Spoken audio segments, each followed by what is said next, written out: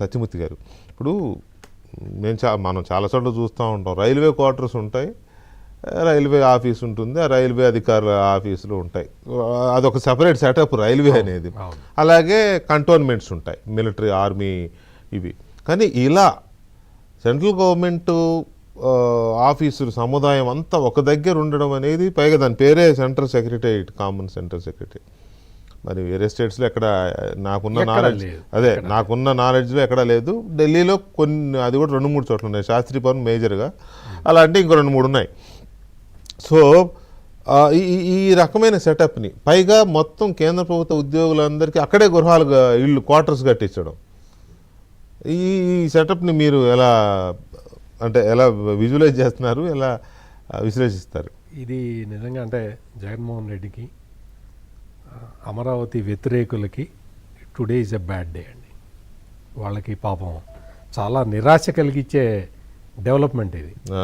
ఎందుకంటే పాపం వాళ్ళు అమరావతిని మళ్ళీ వాళ్ళ అధికారంలోకి వస్తే, అమరావతి అంటే అసెంబ్లీ తీర్మానం ద్వారా మార్చుకుంటాము అని చెప్పారు కదా. పాపం చాలా వాళ్ళు అమరావతి అసలు అసెంబ్లీ తీర్మానం ఎందుకు చేశారో కూడా తెలియకుండా కామెంట్లు చేసి తమ అజ్ఞానాన్ని మొత్తం ప్రజల ముందర ప్రదర్శించిన వాళ్ళకి ఇవాళ నిజంగా బ్యాడ్ డే.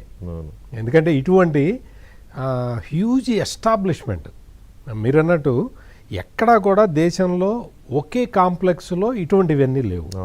అంటే దీన్ని ఒక రకంగా చెప్పాలంటే మన సెంట్రల్ విస్టా ప్రాజెక్టు తోటి దీన్ని పోలి అంతే. ఇప్పుడు రాష్ట్ర సచివాలయము, కేంద్ర సచివాలయం దాని పేరు.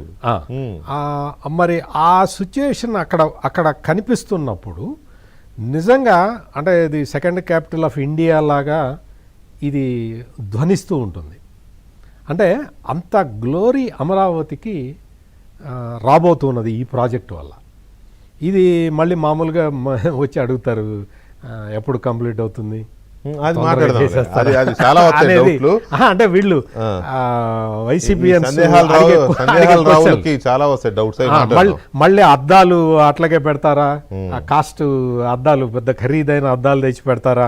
ఇప్పుడే పట్టాభి గారు చెప్పారు కదా, అదంతా ఎకో ఫ్రెండ్లీ ఉంటుంది, గ్రీన్ అంటే ఇవన్నీ గ్రీన్ ఎనర్జీ, వాటి కంపాటబిలిటీ ఉంటుంది, ఖచ్చితంగా ఉంటుంది. అవే అద్దాలు వాడతారు. ముందుగానే చెప్తున్నా సజ్జల రామకృష్ణారెడ్డి వాళ్ళందరికీ.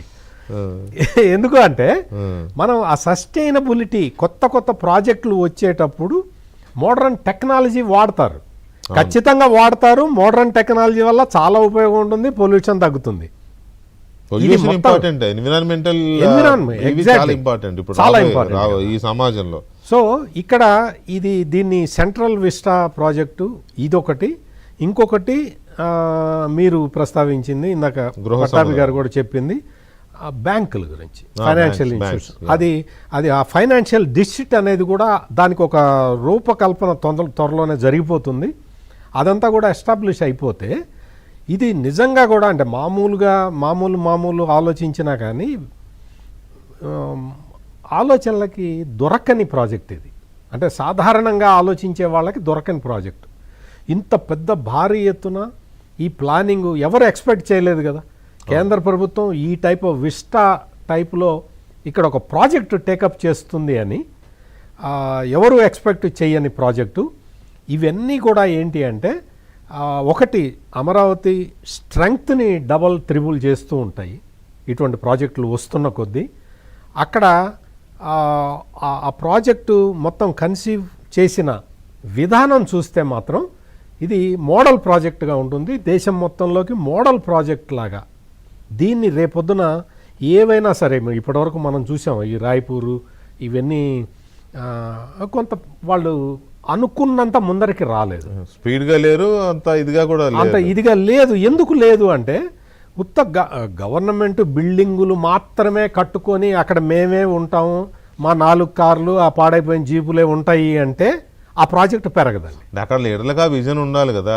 లీడర్ కావి ఎగ్జాక్ట్లీ అదే పాయింట్. ఆ విజన్ ఉండి దానికి అనుగుణంగా ప్లాన్ చేసుకొని పోతూ ఉంటే రిజల్ట్ ఇట్లా ఉంటుంది. అందుకని ప్రతి సెక్టారు కూడా ఇటువైపు రావాల్సిందే అని ఇటు రాకుండా ఎవ్వరు కూడా అంటే వాళ్ళని వాళ్ళు నియంత్రించుకోలేని పరిస్థితి ఉంది. ఇంకొక వైపు ఈ క్వాంటమ్ వ్యాలీ ఆ కన్స్ట్రక్షన్ అది కూడా చాలా చాలా ఫాస్ట్గా జరుగుతూ ఉన్నదండి. అంటే మొత్తం గ్లోబ్ మొత్తం ఇటువైపు చూసే పరిస్థితి అక్కడ కనపడుతూ ఉన్నది. పాపం చాలామందికి నిరాశ ఉంటుంది. అక్కడ 3 రిజర్వాయర్లు కడుతూ ఉంటే ఆ రిజర్వాయర్లలోకి నీళ్లు వచ్చినాయని చెప్పి బాధపడే బ్యాచ్ కొంత ఉంటుంది. అవి తీసి చిన్న వానకి అమరావతి మునిగిపోయింది అని ప్రొజెక్ట్ చేసుకుంటూ కొంచెం సురకానందం పడే బ్యాచ్కి ఇవన్నీ కూడా నిరాశ కల్పించేవి. నిరాశ కలిగిస్తాయి వాళ్ళకి. వాళ్ళు ఈ దెబ్బ నుంచి తేరుకోలేరు గ్యారంటీగా. అంటే ఇంకా మళ్ళీ దీని మీద మరి ఏం కుట్ర పన్నుతారో తెలియదు కానీ, బట్ ప్రస్తుతానికైతే మాత్రం వాళ్ళు కుట్రలు పన్నే స్టేజ్లో ఉన్నారా అనేది కూడా మనం చర్చించాల్సిన it is a blow to them. It is a blow to వాళ్ళు అసలు భరించలేని, తట్టుకోలేని, జీర్ణించుకోలేని,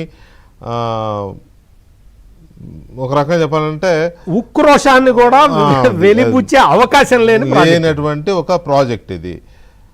ఈ ప్రాజెక్ట్ అంటే ఇది అమరావతిని రాజధానిగా గుర్తిస్తూ పార్లమెంట్లో చట్టం చేసి రాష్ట్రపతి గారు గుర్తించి భారత మ్యాప్లో చిన్న సింబల్ ఇస్తారు, ఒక డాట్, క్యాపిటల్ డాట్ ఇస్తారు కదా. ఇప్పుడు ఇక్కడ కేంద్ర ప్రభుత్వము అమరావతిలో జెండా పాతేస్తోంది. కేంద్ర ప్రభుత్వమే జెండా పాతేస్తుంది. కాబట్టి ఇది అమరావతి ప్రాంత ప్రజలకి, ఆంధ్రప్రదేశ్ ప్రజలకి, ఆ మాటకు వస్తే